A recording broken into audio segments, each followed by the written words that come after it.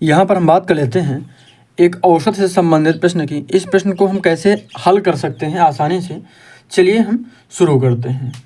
अगर यहाँ पर कोई हम विकल्प दें आपको, तब कैसे इसे आप हल करेंगे।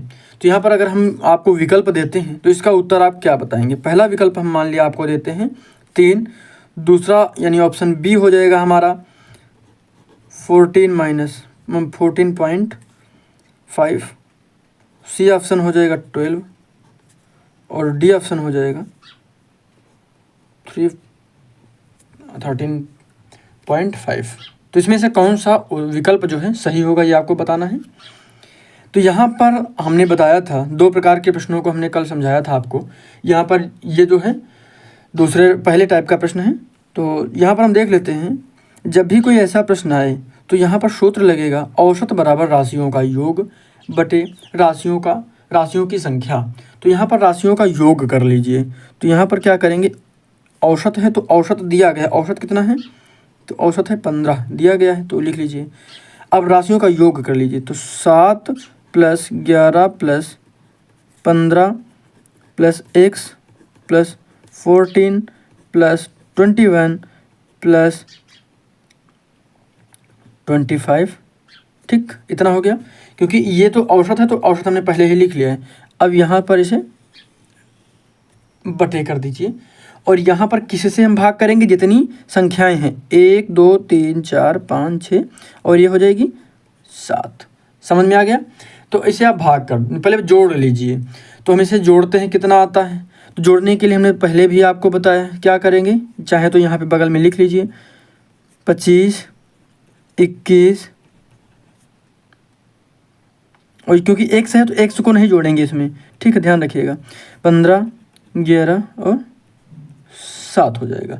इसे आप जब जोड़ लीजिएगा तो 5 1 6 6 4 10 10 5 15 15 और 7 22 22 1 23 का 3 कैरी आया 2 2 और 2 4 4 2 6 7 8 और 1 9, कितना आ गया 93। और जो x लिखा हुआ है प्लस में इसको लिख लीजिए, बटे में कितना है 7 है। अब यहाँ पर इधर क्या है 15 है, इतना आ गया समझ में। क्योंकि देखिए यहाँ पर बटे में है, ये इधर हम भेज देते हैं तो क्या हो जाएगा 15 × 7 = 90 + x। तो यहाँ पर हम क्या हो जाएगा, तो इसे देख लीजिए आप, 15 सत्ते कितना होता है तो 105 बराबर ये क्या हो जाएगा, ये 93 है, ध्यान रखिएगा यहाँ पर 90 नहीं होगा, 93 + x है। अब 93 को हम इधर भेजते हैं तो क्या हो जाएगा 105 - 93, यहाँ पर लिख लीजिएगा 93 है। और उसके बाद ये बराबर में क्या हो जाएगा x। अब इसको घटा दीजिए फिर से, यहाँ पर ये वाला जो रफ वाला कार्य रफ पर करिएगा, नहीं तो फिर ज़्यादा गलत हो जाएगा फिर इधर उधर। तो यहाँ पर हम क्या करेंगे, अब यहाँ पर देख लीजिए, यहाँ पर क्या हो जाएगा,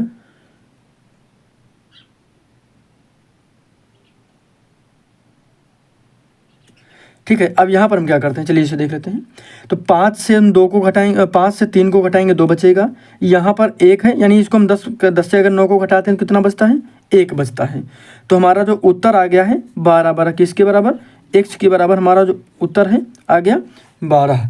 यानी जो x का मान है वो कितना आ गया 12, हमारा ऑप्शन सी सही हो जाएगा। तो x का मान हमको बताना था, तो x मान कितना आ गया है 12 आ गया है, यही हमारा आंसर हो गया।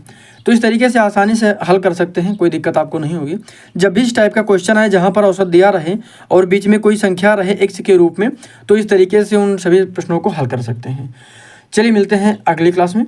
सब्सक्राइब जरूर करिएगा चैनल को। धन्यवाद।